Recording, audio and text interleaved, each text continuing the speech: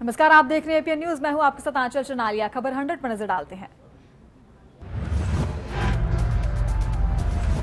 जम्मू कश्मीर में सुरक्षा बलों को बड़ी कामयाबी मिली है। घाटी में सुरक्षा बलों और आतंकवादियों के बीच मुठभेड़ खत्म हो गई है। सुरक्षा बलों ने लश्कर कमांडर दुजाना उसके साथी को मार गिराया, लेकिन अभी इसकी पुष्टि नहीं हो पाई। सुरक्षा बलों ने उसके घर में आग लगा दिया। इस पर घर में दुजाना और उसके साथी छिपे हुए थे। सुरक्षा बलों ने दुजाना पर लाखों का इनाम रखा हुआ था।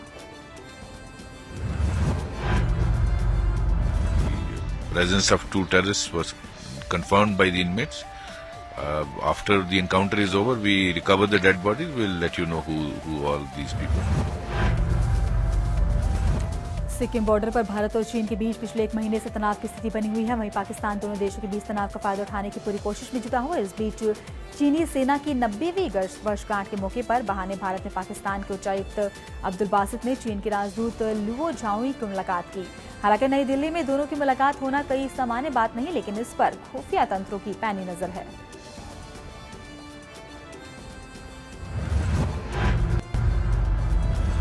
बेंगलुरु में चीन के एक नागरिक की लोगों ने जमकर पिटाई कर डाली, जिससे वो घायल हो गया। चीनी नागरिक की पिटाई का आरोप 5 लोगों पर लगा है। पुलिस ने सूचना मिलने के बाद तेजी दिखाते हुए सभी 5 आरोपियों को गिरफ्तार कर लिया। फिलहाल पुलिस मामले की तफ्तीश में जुटी हुई है। नवाज शरीफ की जगह आज पाकिस्तानी संसद एक नए पीएम का चुनाव करेगी। अदालत के फैसले के बाद शरीफ को कुर्सी से हाथ धोना पड़ा था। राष्ट्रपति मखमून हुसैन ने सदन का नया नेता चुनने के लिए पाकिस्तानी संसद के निचले सदन नेशनल असेंबली की बैठक आज दोपहर 3 बजे बुलाई है। पाकिस्तान मुस्लिम लीग नवाज फिलहाल शाहिद खाकक अगासी को पीएम पद के लिए नामित किया गया। उनका चुना जाना फिलहाल लगभग तय है।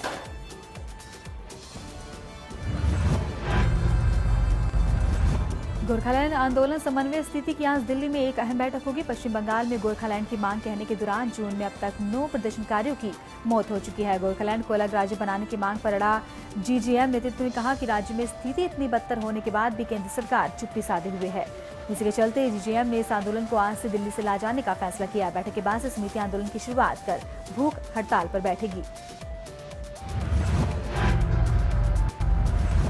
केंद्रीय रिजर्व पुलिस बल के जवान जल्द ही AK-47 और AK-56 जैसे आधुनिक हथियारों से लैस नजर आएंगे। उन्हें इंसास राइफल से छुटकारा फिलहाल मिल जाएगा। इंसास राइफल के रखरखाव और निशाने के लेकर आई तकनीकी का कारण खामियों के चलते इनकी जल्द ही CRPF से विदाई होगी।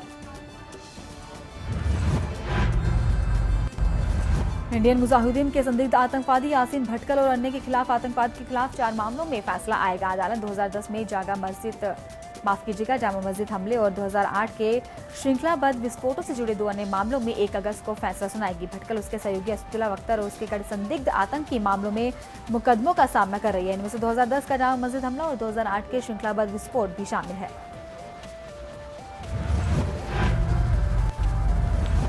पीएम मोदी भीषण बाढ़ के चलते मार झेल रही असम के दौरे पर है। पीएम मोदी राज्य के बाढ़ से हुए नुकसान का जायजा लेंगे। दौरा करने से पहले ही बीते दिन प्रधानमंत्री मोदी ने पहले ही राज्य में बाढ़ में डूबे मृतकों के परिवार वालों को 2 लाख रुपए और गंभीर रूप में घायल हुए लोगों को 50,000 रुपए सहायता दिए जाने की घोषणा की है।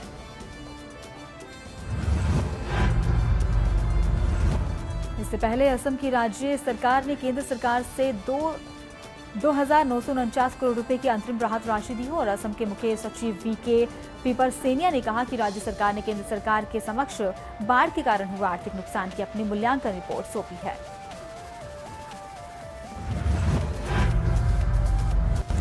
बीजेपी नेता और वरिष्ठ वकील सुब्रमण्यम स्वामी ने सुंदरा पुष्कर केस में दिल्ली हाईकोर्ट के समक्ष एक और याचिका दायर की। याचिका दायर में कहा गया कि दिल्ली पुलिस ने अब तक इस मामले में कई तथ्य कोड छिपाए हैं। स्वामी ने कहा कि इस मामले में दिल्ली पुलिस जल्द से जल्द चार्जशीट दाखिल कर सकती है। सुनंदा मर्डर केस में सुब्रमण्यम स्वामी याचिका पर आज सुनवाई होनी और ऐसे में स्वामी की लगाई गई अर्जी पर भी हाईकोर्ट आज सुनवाई करेगा।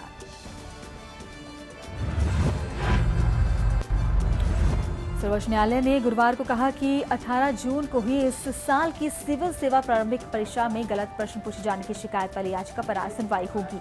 गौरतलब है कि संघ लोक सेवा संघ आयोग के 18 जून को सिविल सर्विस के लिए प्रारंभिक शिक्षा आयोजित की थी, लेकिन इस सब के चलते दोनों में अधिकतम 400 अंक होते हैं। लेकिन कानून की छात्रा परीक्षार्थी आशिका चावला ने यह दावा किया कि प्रारंभिक परीक्षा में कई गलत प्रश्न पूछे गए।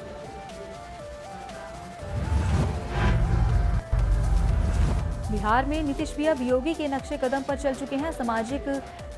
संद्राव के चलते और सुशासन के लिए मशहूर नीतीश सरकार अब हिंदुवादी एजेंडे पर चल रहे हैं। यूपी की तरह बिहार में गोहत्या पर प्रतिबंध लगा दिया गया। राज्य के नए पशुपालन मंत्री पशुपति कुमार पारस ने पदभार संभालते हुए राज्य में न केवल गोहत्या पर प्रतिबंध लगा दिया बल्कि नए बूचड़खाने खोलने पर भी रोक लगा दी। पशु वधशाला और स्थापित करने का लाइसेंस जारी करने का नौका बताया जा रहा है कि बिहार में गोहत्या इस साल 1955 से ही रोक लगी थी, लेकिन सरकार के ढीली रवैये के चलते 15 से 20 सालों में गाय, भैंस और अन्य जानवरों का वध जारी है। इस रोक के चलते इस साल की शुरुआत में बीजेपी ने राज्य में गोकशी पर रोक लगाने की मांग की और सरकार से, जिसमें कि साल 2015 में विधानसभा चुनाव में गोरक्षा और गोमांस पर सियासी जंग छिड़ी थी। लेकिन तब पीएम मोदी और बीजेपी अध्यक्ष अमित शाह इस मुद्दे को भुनाने की कोशिश की, लेकिन उन्हें कुछ खास हाथ नहीं लग सका।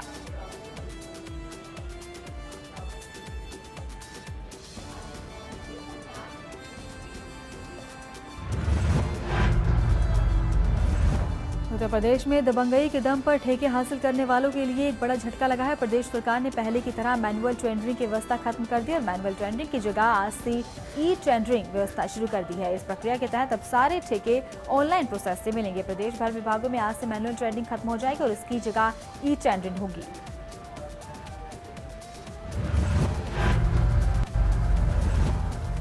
आज कांग्रेस के राष्ट्रीय उपाध्यक्ष राहुल गांधी राजधानी लखनऊ में दस्तक देंगे। लखनऊ में एक बार फिर से राहुल गांधी किसान आंदोलन की अगुवाई करेंगे।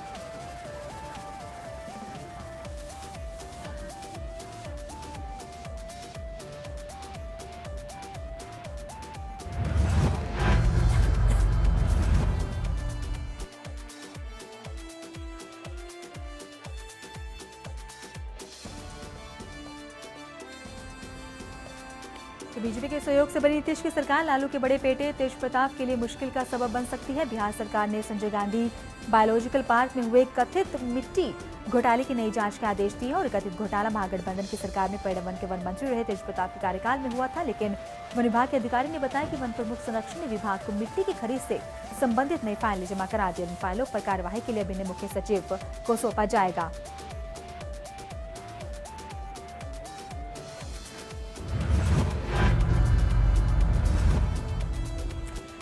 दिल्ली से सटे नोएडा सेक्टर ग्रेटर नोएडा में आज से नए सर्किल रेट लागू हो जाएंगे। आर्थिक मंदी, नोटबंदी, आयकर के सख्त नियम के बावजूद संपत्तियों की खरीद फरोख्त काफी थम गई और इस कारण सर्किल रेट में कोई बढ़ोतरी नहीं की गई।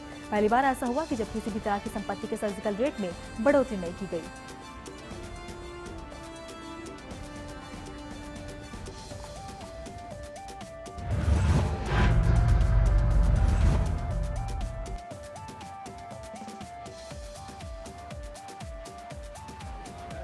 केंद्र सरकार ने रसोई गैस की कीमतें बढ़ाने का फैसला किया और अब सब्सिडी पर मिलने वाले सिलेंडर की कीमत में हर महीने 4 रुपए बढ़ाए जाएंगे। गैस सिलेंडर की कीमतें बढ़ाने के उद्देश्य से अगले साल मार्च तक पूरी सब्सिडी खत्म कराना होगा।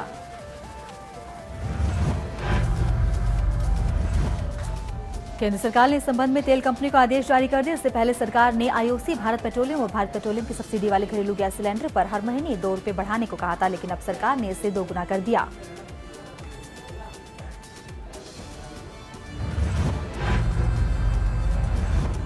रेट में बढ़ोतरी के बाद से दिल्ली में सब्सिडी वाला सिलेंडर 477.46 रुपए से मिलेगा, जबकि जून में इसकी कीमत 419.18 रुपए थी। वहीं मार्केट रेट पर मिलने वाले एलपीजी सिलेंडर का दाम अभी 564 रुपए है।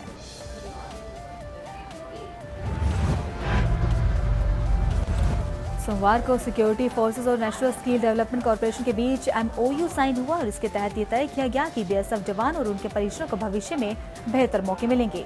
इन सब के लिए उन्हें ट्रेनिंग भी दी जाएगी ताकि उनका स्किल डेवलपमेंट हो सके। इस मौके पर केंद्रीय मंत्री राजीव प्रताप ने और किरण रिजिजू मौजूद थे। चंडीगढ़ में बीते दिन अपनी तरह का एक ऐसा पहला ऐप लॉन्च किया गया जो कि जीएसटी को लेकर सारी कंफ्यूजन दूर करेगा और आपकी मदद भी करेगा। इस ऐप में टैक्स की गणना और उनके निर्धारण करने से मदद मिलेगी और इसके व्यापारियों के लिए बिलिंग प्रक्रिया काफी आसान हो जाएगी। मध्य प्रदेश में सतना जिले में बिरसिंहपुर तहसील में जिला पंचायत द्वारा आयोजित अंत्योदय मेला कार्यक्रम में एक सुअर सीएम शिवराज सिंह चौहान के हेलीकॉप्टर को उतारने में बाधा बन गया। सीएम की सुरक्षा में सुअर ने ऐसी सेंध लगाई कि 10 मिनट के लिए सुरक्षाकर्मी भी चक्करघिन्नी बन गई। यहां तक कि सुअर को हेलीपैड से भागने के चक्कर में एक सुरक्षाकर्मी मैदान में गिर गया। तो सीएम की सुरक्षा के लिए इस बड़ी चूक के लिए जांच के आदेश दिए गए हैं। पश्चिम बंगाल के भागोर में इस वक्त हड़कंप मच गया जब एक टीएमसी नेता की हत्या गोली मारकर कर दी गई। टीएमसी नेता की हत्या के बाद से इलाके में तनाव है। पुलिस हत्या की वजह सियासी रंजिश मान रही है और जांच भी फिलहाल जुट चुकी है।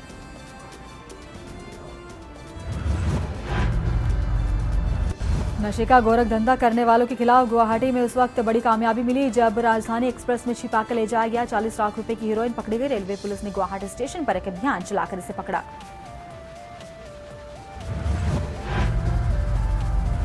राजधानी दिल्ली में बीते दिन चुनाव आयोग दफ्तर के बाहर इंडिया गेस्ट कॉरपोरेशन कार्यकर्ताओं ने जमकर विरोध काटा।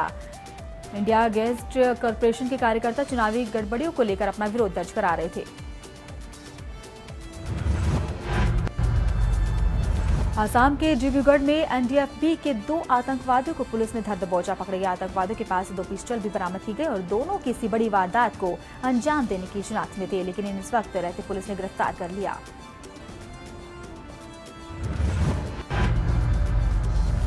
छत्तीसगढ़ के जगदलपुर में एक शख्स को 2 किलो सोना और 2 रिवॉल्वर के साथ पुलिस ने गिरफ्तार किया। पुलिस शख्स से पूछताछ करके जानने की कोशिश में जुटी है कि उसके पास ये तमाम सामान कहां से आया। उधमपुर में ग्रामीणों ने अनोखी पहल देखते हुए मनरेगा की मदद से एक स्विमिंग पूल का निर्माण कर दिया। ग्रामीणों की दलील है कि अब गांव में आसपास इलाके में बच्चा यहां आकर स्विमिंग सीख सकते हैं और गांव में भी शहरों जैसी सुविधाएं बच्चों को मिल सकेगी। हैदराबाद में स्वाइन फ्लू डराने लगा है। हाल ही के दिनों में स्वाइन फ्लू के मामलों में बढ़ोतरी देखी गई। पिछले 1 सप्ताह में इसकी वजह से 3 लोगों की मौत हो चुकी है। ताजा आंकड़ा सामने आने के बाद से हैदराबाद प्रशासन बचाव और सुझाव देने में जुट चुका है।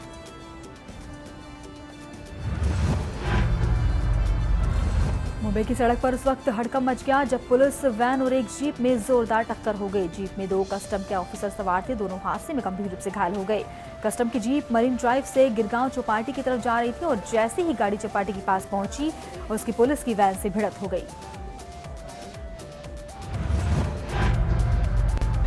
नई मुंबई में बीते दिन उस वक्त हड़कंप मच गया जब 22 वर्षीय अज्ञात महिला की लाश मिली। महिला की लाश पाम बीच रोड से सटे चाणक्य मरीन ट्रेनिंग इंस्टीट्यूट के पास एक जंगल में मिली। महिला की अब तक फिलहाल पहचान नहीं हो पाई, लेकिन फिलहाल पुलिस मामले की तफ्तीश में जुट चुकी है।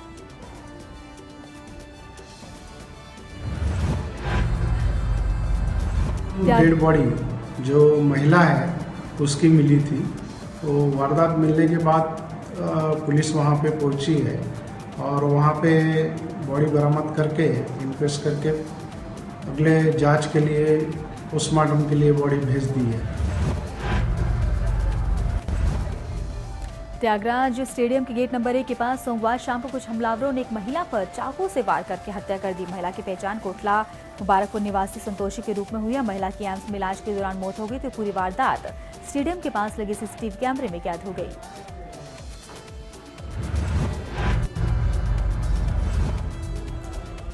शिवराज सरकार की एम्बुलेंस सेवा की पोल खुल गई है। गरीबों को एम्बुलेंस मुहैया कराने के दावों की पोल पूरी तरीके से खुल चुकी है। एक महिला तड़पती हुई दर्द से करारती रही, लेकिन स्वास्थ्य विभाग का एम्बुलेंस नहीं पहुंचा। जिला मुख्यालय से करीब 65 किलोमीटर भैरी तहसील की बीना बाई प्रसव पीड़ा से तड़पती रही, लेकिन उसका पति अपनी पत्नी बीना बाई को बरही अस्पताल में पहुंचाने के लिए सुबह से जननी एक्सप्रेस को फोन लगाता रहा, लेकिन उसके घर तक एम्बुलेंस नहीं पहुंची। हालात का मारा बीना के पति ने अस्पताल तक पहुंचने के लिए ऑटो किया, लेकिन 700 मीटर जाते ही ऑटो ने दगा दे दिया। बीना का पति ने फिर अस्पताल को फोन किया और लाखों विनती करता रहा, लेकिन कर्मचारियों ने उसकी एक ना सुनी। दर्द से करा रही, लेकिन अस्पताल प्रशासन की तरफ से कोई भी मदद नहीं मिली। किसी भी तरह से कोई भी मदद न मिलते हुए देखना महिला पैदल अस्पताल की ओर चल पड़ी और दूर चलने पर उसका प्रसव हो गया।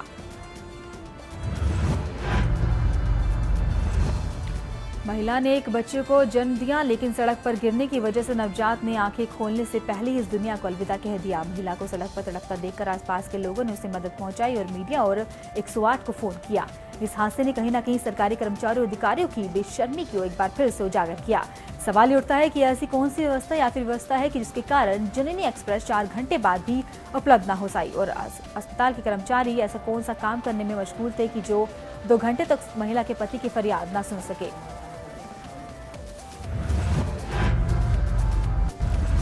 धर्मनगरी चित्रकूट के समय विकास की मांग को लेकर धरने पर बैठे चित्रकूट के साधु संतों को मनाने में सोमवार को मध्य प्रदेश के मुख्यमंत्री शिवराज सिंह चौहान पहुंचे। इस दौरान मुख्यमंत्री शिवराज सिंह चौहान ने साधु संतों को फूल मालाओं से अभिनंदन करके धरने को खत्म करने की गुजारिश की और चित्रकूट का विकास मेहर और अमर पाटन की तर्ज पर प्रदेश के तीसरे स्मार्ट सिटी के रूप में कराने की घोषणा की।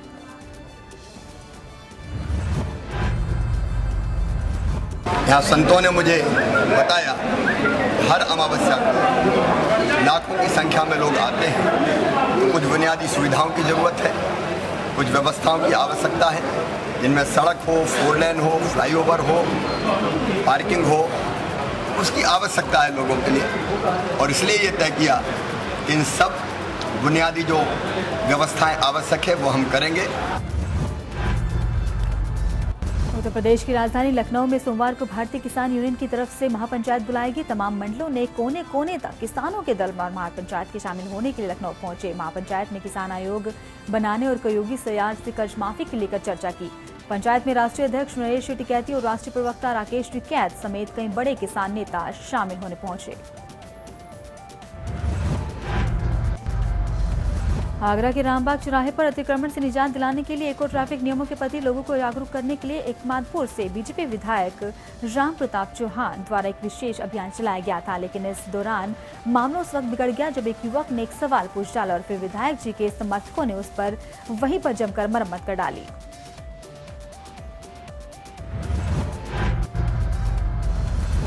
गाजियाबाद में हिंडन नदी के किनारे हज हाउस पर कांग्रेसी नेताओं और प्रदर्शनकारियों ने पुलिस पर पत्थरबाजी की। एक आईटी के गाड़ी को भी तोड़ने की कोशिश की गई, लेकिन इसमें एक कांस्टेबल भी घायल हुआ। पुलिस ने जवाब में लाठीचार्ज किया और हज हाउस के बारे में बता दी कि अखिलेश सरकार में इसका उद्घाटन आजम खान और अखिलेश यादव ने किया था और तब से लेकर अब तक इसके साथ कई तरह के विवाद जुड़े हुए हैं।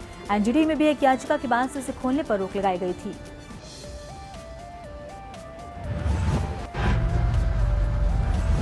आगरा में ट्रैफिक नियमों का पालन न करने वाला 7 जूनियर डॉक्टर्स को रोकना ट्रैफिक सिपाही को महंगा पड़ गया। जूनियर डॉक्टर्स ने सिपाही को दौड़ा दिलाकर पीटा। डॉक्टर्स ने दबाव में आकर पुलिस ने समझौता कराकर आरोपी डॉक्टर को तो छोड़ दिया, लेकिन उधर पीड़ित सिपाही इस घटना के बाद बेहद परेशान है। डॉक्टर्स ने सिपाही की वर्दी तक फाड़ दी और पीड़ित सिपाही की जब मीडिया से बात करनी चाहिए तो उसे बात करने से रोक दिया गया।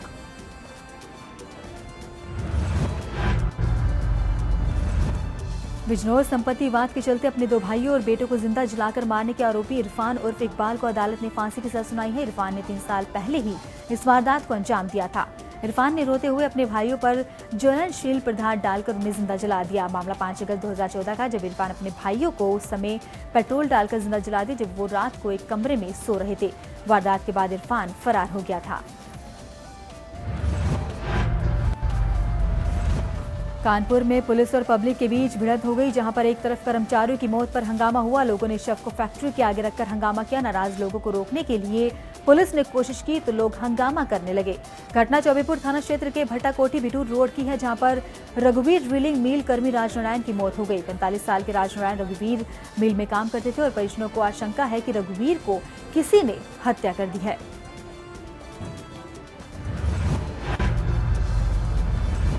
मेरठ के हापुड़ में 66 दुकानों पर बुलडोजर चलाया गया। ये कार्यवाही मेरठ के सबसे व्यस्ततम बाजार में की गई, जिसकी कीमत करोड़ों की बताई जा रही है। इस प्राधिकरण के अधिकारियों से साठगांठ करके अवैध तरीके से बनाया गया था।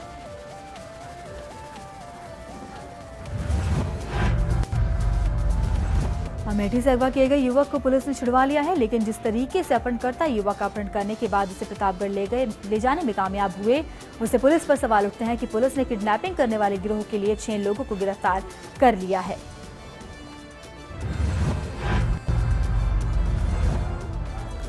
गोरखपुर में मानव व्यापार निरोधक इकाई को बीते दिन बड़ी कामयाबी हासिल हुई। टीम ने ऑपरेशन स्माइल के तहत 12 बच्चों को बरामद करके चाइल्ड लाइन को सौंप दिया, लेकिन बताया जा रहा है कि बच्चे स्टेशन के आसपास कबाड़ बीनने का काम करते हैं।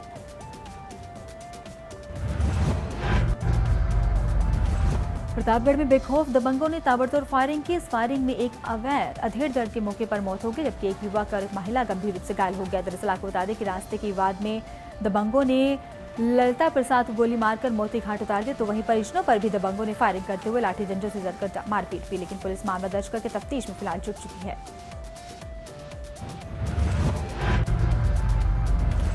कभी कभी ऐसे जानलेवा हादसे सामने आते हैं कि लाखों पर आंखों पर यकीन नहीं हो पाता। ऐसा ही हादसा संभल के चंदोसी कोतवाली इलाके में सामने आया। रोड पर तेज रफ्तार से जा रहे टेम्पो पर रखी टीन तेज हवा से उड़कर दवाई लेने जा रहे बीमार बुजुर्ग की गर्दन पर जा टकराई।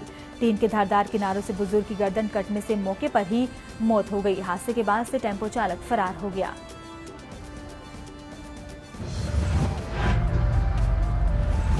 आगरा की सड़कों पर बीते दिन शिक्षा मंत्रियों ने पैदल मार्च निकाला। शिक्षा मित्रों में पैदल मार्च के निकालते समय एमजी रोड पर जाम के हालात बन गए। शिक्षा मित्रों का कहना है कि जब तक उनकी मांगे नहीं मानी जाएगी तब तक विरोध प्रदर्शन जारी रहेगा।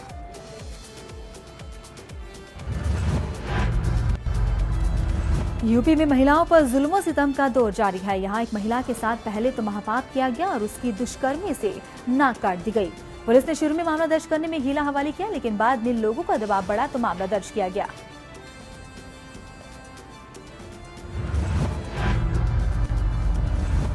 यूपी के कासगंज जिले में 2 मासूम सगे बहन भाइयों की निर्ममतापूर्वक हत्या कर दी गई। उनकी आंखें फोड़कर शवों को मक्का के खेत में फेंक दिया गया। दो सनसनीखेज हत्या से गुस्साए ग्रामीणों ने शवों को सड़क पर रखकर जाम कर दिया और कार्रवाई की मांग करने लगे। उन सबके पीछे बदले की भावना बताई जा रही है। फिलहाल पीड़ित पिता की तहरीर पर 12 नामजदों के खिलाफ रिपोर्ट दर्ज करके तफ्तीश शुरू कर दी है।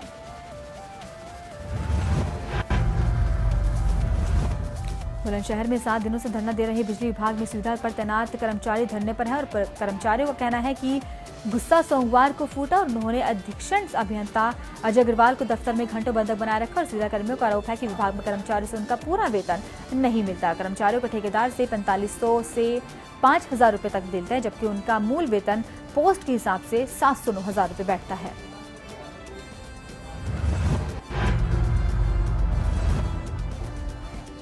मथुरा पुलिस को बड़ी सफलता उस वक्त मिली जब जिले में आपराधिक घटनाओं को अंजाम देने वाले D22 गिरोह का पर्दाफाश किया गया। पुलिस गिरोह से 7 शातिर बदमाशों को गिरफ्तार किया गया। पकड़े गए शातिर बदमाश लूट, हत्या, अपहरण की कई घटनाओं को अंजाम दे चुके हैं।